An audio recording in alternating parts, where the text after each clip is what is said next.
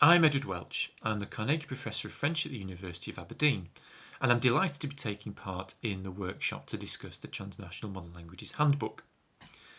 I came to the handbook having been working with colleagues from across the UK on a revised national subject benchmark statement for degrees in languages, cultures and societies.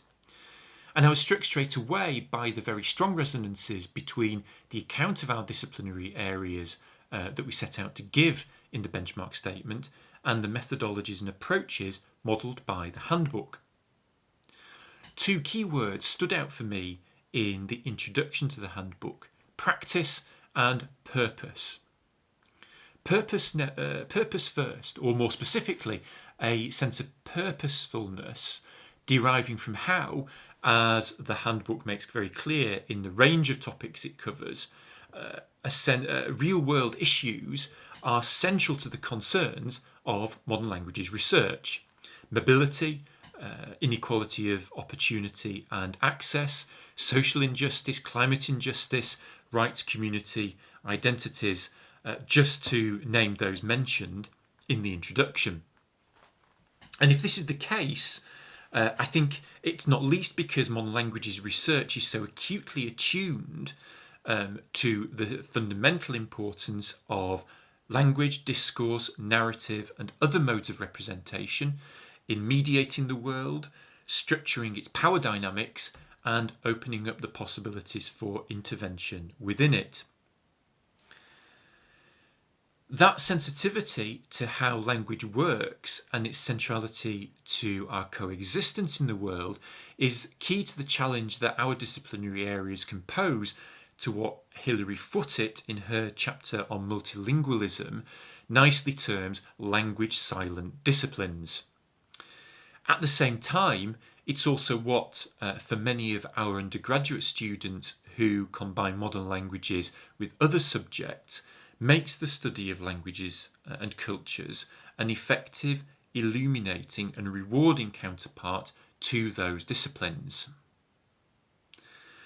The purposefulness articulated in the introduction to the handbook communicates a sense of confidence in the discipline that also came to the fore in the discussions of the advisory group working on the subject benchmark statement.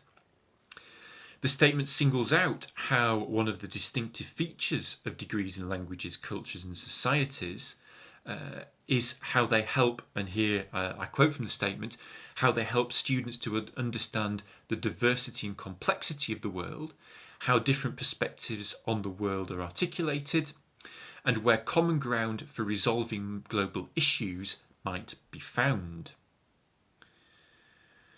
We can perhaps locate the source of that purpose and confidence in the critical, analytical and methodological practices that modern languages research draws together, brings into dialogue, and in turn helps to foster in our students, as demonstrated so effectively by the range of contributions to the handbook. The handbook models the distinctiveness and adaptability of critical practices grounded in sensitivity to the often unobtrusive, but certainly decisive, work done by language, meaning and representation in shaping the world, and therefore how they can help us gain critical purchase on it as a starting point for intervention within it. I'm thinking here, for example, of the chapters on cosmopolitanism and flow. But the handbook also demonstrates the rich diversity of skills that modern linguists can command, from linguistic proficiency and communicative ability to intercultural mediation and critical interpretation of an eclectic range of cultural forms. All of these enhanced by acute sensitivity to meaning, ambiguity, inference and ambivalence.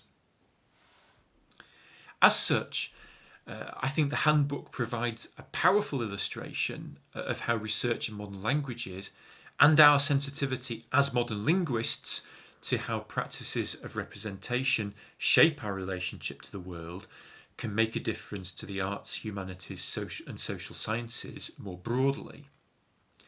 Equally importantly, for our students, its constellation of keywords opens up and maps out the exciting landscapes of possibilities that come from being a modern linguist, and the endless different routes that can be taken through it. As a confidence statement about our disciplines, the handbook should also give them the confidence to venture. But part of its confidence lies, I think, in its acknowledgement and embrace of the hazards of venturing. Or, and here I'll conclude with words from the introduction, of the strangeness and discomfort that come from being at once inside and outside the languages and cultures of others. Thanks for watching.